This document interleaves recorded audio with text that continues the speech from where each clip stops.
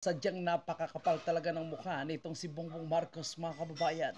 Dahil ipinagmamayabang pa ang kanyang mga kandidato sa pagkasenador na alam naman natin na mga dating senador na wala namang nagawa at walang alam sa paggawa ng batas. Ikumpara niyo po sa mga kandidato na nasa line-up ngayon ng Duterte. So kitang-kita natin na napakalayo na majority po ng nasa line-up ngayon ng Duterte ay mga abogado at sadyang matatalino. At isa nga po dyan si Atty. Vic Rodriguez na siyang tumulong tagapagsalita nitong si Marcos Jr. kung wala po siya sa katinuan, kung hindi niya kayang mag-isip at hindi niya kayang magpalusot sa mga katanungan ng mainstream media. Sino yung sumasagot? Si Atty. Vic Rodriguez. Sino rin po yung gumagawa ng kanyang mga sinasabi? Si Atty. Vic Rodriguez. Kaya walang palpak ang kanyang mga sagot sa mainstream media. Kung mayroon po siyang interview, kung mayroon po siyang exclusive na mga interview. Ngunit ngayon, tingnan natin kung paano magsalita itong si Marcos Jr. Kaya, ang sinasabi niya na parang nautusan ng suka, no? Sampal ito sa kanya, no? Sino ba yung may natapusan? Sino ba talaga ang may pinag-aralan? Kung para sa kanya, siya nga presidente, hindi nga po nakatapos ng kanyang pag-aaral, no? Tapos babanat siya sa mga kandidato na nasa line-up ngayon ng Duterte na sadyang kung talino, galing, no? At korupsyon ang pag-uusapan. Walang history ng korupsyon. Walang history po ng kung anumang skandalo. Kundi kung mayroon man ay mga allegation na walang katotohanan kumpara po nitong sa nagsasalita, no? Na parang naagnas na nga po yung mukha, mga kababayan, no? Kaya nga sampal itong mga sinasabi ni Marcos Jr. at supalpal ito sa mga sinasabi ni Atty. Vic Rodriguez na dapat labanan ang korupsyon at hindi natin dapat kakalimutan na itong si Bongbong Marcos kasama ang kanyang mga alipores, mga kababayan po natin, ay dapat din managot sa isyu ng blankong bicameral report kung bakit napirmahan ang GAA na yung enroll bill, itong bicameral report ay may mga blanco. Anyway, pakinggan natin ang kanyang pagmamayabang, no? At makikilala natin kung sino ang kanyang tinutukoy na mga politiko at yan po ay gawa-gawa lamang kwento. Ngunit ang totoo, itong kanyang mga alipores ang sadyang hindi dapat pagkatiwalaan at dapat i-boycott natin. Sige. Tignan niyo po ang record ng ating mga kandidato. Tingnan yung mga record ng kanyang kandidato, no? Abalos, Cheo. Leito Lapid, Cheo. Pacquiao, Che. Tolentino, Bong Revilla, Pia Cayetano, Villar, no? Binay, Amy Marcos, Cheng. Sino pa yung isa dyan, no? Tito Soto, Ping Lacson, Cheng. Ikis lahat, puta. Wala sa kanila ang may bahid ng dugo dahil Tingnan mo po, wala talagang bahid ng dugo, hindi nagtatrabaho eh. Guys, si Manny Pacquiao, puro absent. sa tukhang. Wala sa kanila. Bakit galit sa tukhang? Siguro, natukhang itong si Bongbong Marcos.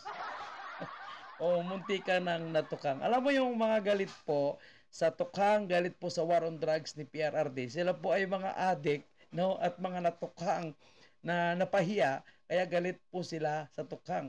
Ito si Marcos ngayon, mukhang po banat sa tukhang. Sa bagay, muntik na pala ito na tukhang, no, nung panahon po ni Mr. Jonathan Morales.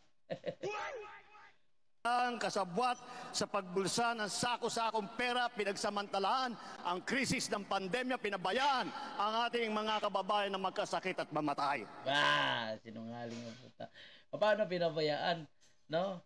Ilang milyong Pilipino ang nagkaroon ng bakuna. At paano pinabayaan, no? Mga Pilipino na nga lang at tumatanggi sa bakuna. Diba? Paano pinabayaan at nagkulimbat ng pera itong mga Duterte o yung dating presidente?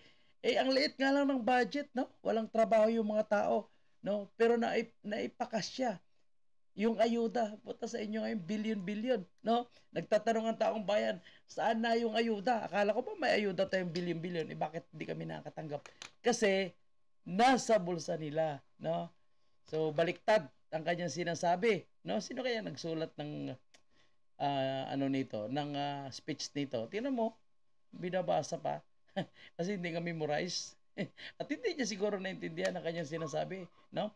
Marirealize niya na lang pagkatapos niyang sabihin, ay putang ina, parang akong tinamaan ng aking speech, ah. Wala sa kanila ang mga pumapalakpak sa China at natutuwa pa kapag tayo ay binobomba ng tubig. Tiyatamaan ang ating mga Coast Guard. Grabe itsura ng ating presidente, oh. Ay, presidente niyo pala. Putang. Mukhang naagnas na po yung pagmumuka, mga kababayan po natin, no? At may nabasa ako isang komento, alam mo si Marcos Jr., mukhang adik lang na sinuotan ng puting damit. Grabe naman sabi ko yung komento na to. Parang ang ating mga mangingisda, ninanakaw ang kanilang huli. At bukod pa ron ay inaagaw pa ang mga isla natin. Alam mo, Bongbong Marcos, no? Hindi mo dapat ginagamit yan na paninira sa mga politiko or sa mga kandidato po ng mga Duterte, sa mga leaders ng mga Duterte. Bakit? Ikaw po yung presidente. Unang-una, nangyari ang lahat na yan dahil sa iyong katangahan, dahil sa iyong kabubuhan at pagpapagamit sa Amerika. Baka nakalimutan mo ang iyong sinabi noong panahon po ng debate. Sinabi mo na hindi ka papayag na makikialam ang Amerika sa isyu ng West Philippine Sea. Kasi once na pumasok ng Amerika, nakikialam na yung Amerika diyan sa pinag-aagawang teritoryo sa South China Sea o yung kiniklaim natin na West Philippine Sea, magagalit ang China. Hindi na po tayo pagbibigyan, no? Magiging kaaway natin ang China. Pero, no, pagdating po ng panahon, no, pag upo mo na naging presidente ka, biglang tumambling ka at nagpagamit ka sa plano ng Amerika na tayo ay gagawing kasama sa kanilang plano na proxy war. Galitin ang China. 'Di ba? Polisiya mo 'yan. Nasa sa iyo ang pagdidesisyon kung paano mo mapoproteksyonan ang mga mangingisda po natin. Paano mo mapoproteksyonan ang mga nagjo-duty po nating mga Coast Guard dyan. At paano mo mapoproteksyonan na hindi maagaw yung mga isla po natin. Ngayon, isisisi mo, no? Sa mga Duterte candidates, isisisi mo sa dating presidente. Di ba ikaw yung presidente ngayon? Ay, anong ginawa mo? Di ba? Dahil sa iyong foreign policy na palpak, maraming mangingisda sa Zambales ang nagutom. Maraming nasaktan po na mga empleyado o mga trabahante ng Coast Guard. May naputulan pa ng daliri na isang sundalo dahil sa inyong pasikretong operation. Ngayon, sino ang dapat sisihin? At sa mga nanonood, no, mga kababayan, huwag po kayong magpalinlang. Ang lahat na nangyayari dyan sa West Philippine Sea or sa South China Sea na sinasabi ni Marcos Jr., no, lahat ay kanyang kapalpakan. At sino yung nakinabang diyan, no? Hindi po yung mga kandidato ng mga Duterte, kundi itong si Marcos Jr. dahil sa kanyang pakikipagsabuatan sa Amerika, may mga matinding kapalit siyang nakuha. Na yan po ang hindi natin alam. At parte po ng kanyang pagiging traidor sa ating mga Pilipino. Ang sinasabi niya po, nagkaroon ng secret deal, no? Sikretong pag-uusap si Duterte at ang China. Pero malaman natin, no, na ang isang komodor ay nabisto na sila pala ang may sikretong pag-uusap sa pagitan ng China. At dahil hindi siya sumunod sa kanilang usapan, nagkabulilyaso, inabulgar. Anong ginawa sa komodor na yun? Tinanggal. Di po ba? Ngayon gagamitin niya ang isyung ito against sa mga Duterte. Hoy, ikaw yung may kasalanan at ikaw yung dapat masisi diyan sa mga nangyayari sa South China Sea dahil ikaw ang may hawak ng ating foreign policy. Sa'yo yan, hindi yan sa kahit sino mang kandidato o hindi yan sa kay dating Pangulong Duterte. Ano pa? Sige, banat ka. Kasi masusumpal-pal ka talaga, lalo na pag nagsalita mamaya si Atty. Vic Rodriguez. Para maging bahagi ng kanilang bansa. Po ay naaawa rin po kuminsan sa ating mga katunggali dahil nagmamakaawa para makakuha. Nagmamakaawa, no? Ang term na ginamit mo, pero yung mukha mong nakakaawa ngayon. Mukha mo yung kawawa ngayon, tingnan mo yung pagbumukha mo. Tatagal pa kayang buhay dito. ng mga malalakas. Mo magsalita ka, utal-utal na. No, nagkakaroon ka na ng memory gap. At magagaling na kandidato. Ay, magaling talaga yung nasa lineup mo. May Mangga, no? May balimbing, may nguwi, may boksidor, may sangkot sa kalakaran ng illegal na pugo or pugo protector, di ba? Nandiyan sa'yo lahat yung mga kategori ng or mga pag-uugali ng mga hindi dapat ibotong mga kandidato. Nandiyan sa'yo lahat. Mga kababayan po natin, i-boycott po natin, no? Itong alyansa ng bagong magnanakaw sa Pilipinas. Yan. Dito. Itong eleksyon Yan, tingnan mo, pakinggan mo. Yan ang sinasabi ni Atty. Vic Rodriguez. Yan ay patama sa'yo lahat. Diba? Yan ay pagsusupal pala sa'yo. Lalo sa usapin ng korupsyon, sa usapin ng bicameral report. Paano mo napalusot?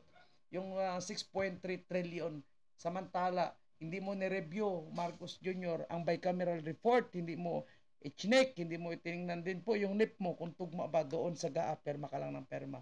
Kasi, siya nga, sige, Atty. Vic, banatan mo. itong darating is ay referendum kung sang-ayon kayo sa patuloy na pagtaas ng presyo ng mga bilihin.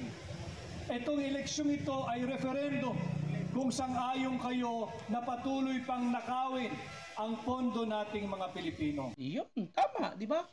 Ibig sabihin, lahat na mga nasa administrasyon ngayon, lahat no na kaalyansa nitong bagong magnanakaw parte, no? Isa lang ibig sabihin, di ba? Kasabwat sila sa pagtaas ng presyo, kasabwat po sila sa mga isyu at kapalpakan ni Marcos Sr. Sinusuportahan nila yung kapalpakan ni Marcos Sr. So bakit nyo sila iboboto? Diba? Bakit nyo sila iboboto kung sila ay nagpapakita ng pagsusuporta sa patuloy na pagtaas ng bilihin? Dahil suportado na si Marcos Sr. Sila ay sumusuporta, no, sa kini-question po natin na issue po ng flood control na hindi natutupad. Sila ay sumusuporta, pumapabor na hindi po magpa-hair follicle si Marcos Jr.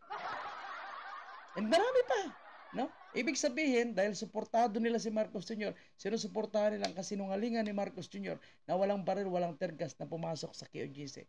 Sinusuportahan nila yung sabi ni Marcos Jr. na may 5,500 na flood control, pero wala naman. So, suportahan nila yung pangako ni Marcos Jr. na hindi po natupad, na 1 million na pabahay, libre pabahay sa bawat ordinaryong Pilipino. Anong libre? 5,000 bawat buwan ng mga ordinaryong Pilipino na gusto mag-abil ng libreng pabahay. Tapos hinahanapan nila, no, ng membership ng Pag-ibig, PhilHealth, no, SSS bago ka makapag-file. Paano makakakuha ng mga IDs at makapag-apply yung mga yan, mga basurero, no? Sweeper, 'di ba? O mga ordinaryong labor lang. Paano magpamember yan sa SSS at Pag-ibig? Yan ang hinahanap nila ngayon. So, pambubudol. Doon pa lang sa bigas. Diyan pa lang sinungaling. Nasaan yung 20 bigas? Tatandaan ninyo, 60 billion pesos kinuha mula sa PhilHealth. Pera nyo yan. Tatandaan ninyo, 25 billion pesos kinuha mula sa DBP. 50 billion pesos kinuha mula sa Land Bank of the Philippines. 117 billion pesos kinuha mula sa PDIC. At ang layunin ay hindi para bumuti ang buhay ninyo. Ang layunin ay para pondohan ang kanilang kapritsyo, pondohan ang kapritsyo ng mga mambabatas at pondohan yung tinatawag na pork barrel ng mga tiwaling mambabatas. Ito ang nakataya ngayong midterm election. Kinakailangan alam ninyo, kinakailangan pinag-uusapan natin at kagaya ng sinasabi ko, maraming salamat sa napakaraming miyembro ng tinatawag nating new media, yung mga social media vloggers at kayo ang nag-ahatid nitong simulcast na ginagawa nating pagkilos hindi lamang sa Pilipinas kundi sa buong mundo. Yun, mga kababayan po natin, no? Kaya iboto po natin si Atty. Vic Rodriguez sa pagkasenador. Number 56 at lahat po na Duterte lineup, mga kababayan natin. So mga kababayan, narinig po natin, no, yung totoong issue po nitong bicameral, yung paglulustay po nila ng pera at mga questionable po na mga proyekto ng gobyerno. Kasama na nga po dyan yung pagbenta po nila ng shares and assets ng ating gobyerno, yung pagbenta po nila ng ginto. Itong mga proyekto po ng flood control na hindi po nalalaman ng taong bayan kung saan nila inimplement ito sapagkat tuloy pa rin po yung pagbaha kapag may konting ulan lang na dumarating sa ating bansa. Kaya hindi po tayo papayag na patuloy po tayong bubudulin nitong si Marcos Jr., no? At magsasalita lang po, mga kababayan po natin, magsasalita lang, no, ng kung ano-ano para sabihin na magaling po ang kanyang mga sinusuportahan na mga senador. Pero wag na po tayo magpabudol. Nabudol na po tayo. Mahigit na po 3 taon na nakaupo itong si Marcos Jr. Walang proyekto dahil pina-priority po nila ang pamumudmod ng ayuda. Papayag po ba tayo na maging ayuda country po tayo? Hindi po. Okay lang kung may ayuda pero may proyekto po na ginagawa. Pero nakikita natin, no, na wala na ngang proyekto. Hindi naman lahat ng mga ordinaryong Pilipino ay nakatanggap ng ayuda. Tapos ngayon iboboto pa natin sila. Iikis na po natin itong alyansa ng bagong magnanakaw sa Pilipinas. Thank you and God bless. Suportahan po natin ang lineup po ng Duterte. Kasama po itong si Attorney Vic Rodriguez, Senator Bato, Senator Bongo, Attorney Jimmy Bondok, Attorney Hinlo, Attorney Lambino, Ipi Salvador, Congressman Marcolita, Pastor Apollo Kibuloy, at isama po natin, mga kababayan, itong si Dr. Mata and si General Kapuyan. Thank you and God bless.